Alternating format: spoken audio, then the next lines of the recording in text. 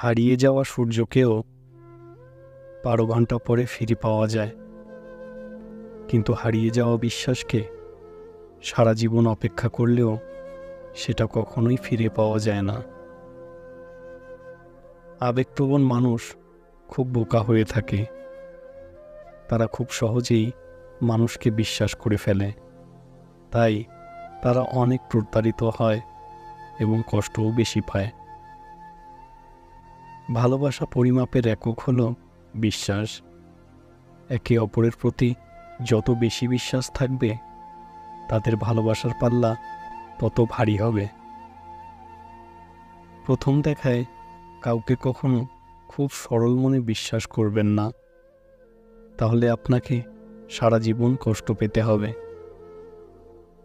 মানুষের বিশ্বাস অর্জন করা কঠিন, আর একবার তা যদি ভেঙে যায়, তা আবার অর্জন করা আরও 10 গুণ কঠিন।